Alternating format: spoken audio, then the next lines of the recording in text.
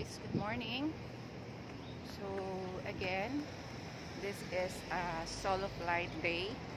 So ako uli ang uh, maghahanap ng school for today. Punta ako sa Eglinton. So downtown Eglinton. So but first, i-check ko muna kung open ang bank.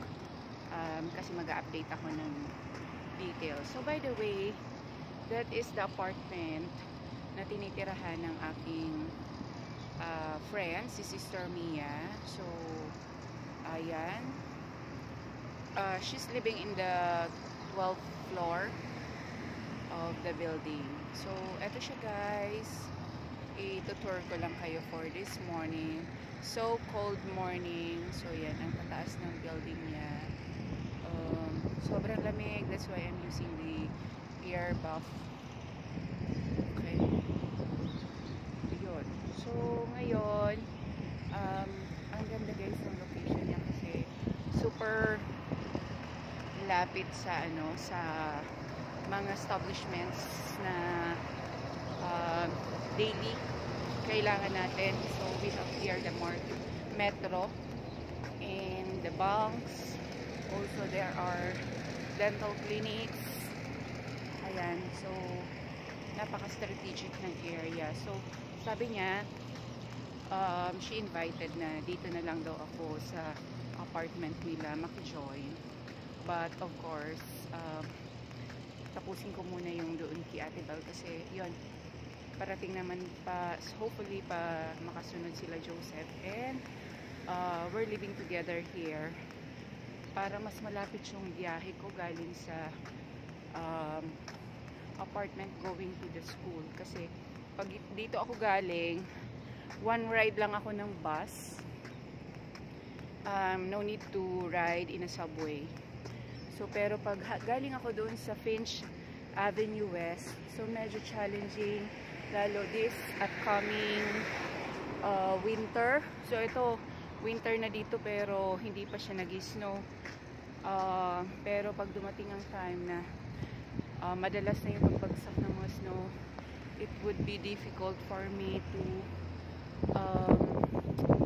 ride in a bus and then riding in a subway train going to Eglinton. So mas maganda na yung makakatipid tayo sa oras because if you are going to look for a part-time job, ayun, so madali lang siyang i-manage yung time. So guys, sobrang lamig. That's why I'm having my coffee kanina. Ayan, so bumili si sister ng tsaka yung boyfriend niya ng Tim Hortons. Kung sa atin dyan sa Pilipinas, McDo ang equivalent ng Tim Hortons dito kasi sobrang ang daming store or ang daming establishments ng Tim Hortons na nagkalat sa palibot. So yon, kung dyan sa atin McDo and Jollibee, dito naman ang Tim Hortons, you can see it anywhere. So para siyang kabuti na sumusulpot-sulpot lang. So yun guys, thank you for watching for now. So ayun, nasa likod ko lang, dito lang, pakita ko sa inyo, pupunta ako doon sa ayun o, yung may brown na building, yan na yung bank. And lalakad tayo para makita nyo yung sinasabi ko na very strategic yung place na to kasi nga ayan, andyan na din yung metro. So eto yung bank, the CIBC Bank. Ayan, I'm walking straight going to the station, bus station. Guys, diba? Practice na tayo ng English kasi magno-nosebleed talaga tayo pag hindi tayo nag-practice ng English.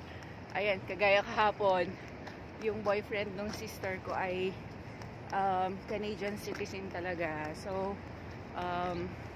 I don't have any choice but to talk with him. Ayan, so guys, nawawala ako. Asan na ba yung sana yung labasan dito. So here. Good morning. Ayan, so kapag nakakasalubong ng somebody and medyo familiar sa location, we should always greet and smile. Ayan, so hindi naman mahirap kasi syempre natuto tayo dito sa SM, diba? So here is the CIBC Bank. Pupunta ako dyan. And then ayan ang I'm having my smoke in my mouth, not because of the coffee but because of the cold weather. Ay guys, so parang ang daming mga kalapati yun. Diba? So here guys, so papuntang Eglinton West, I'm going to ride number 52 bus. So may mga designated bus number lang na sasakayan para makarating tayo sa specific location. So yun, bus station. So yun guys, at my back, ayan yung metro.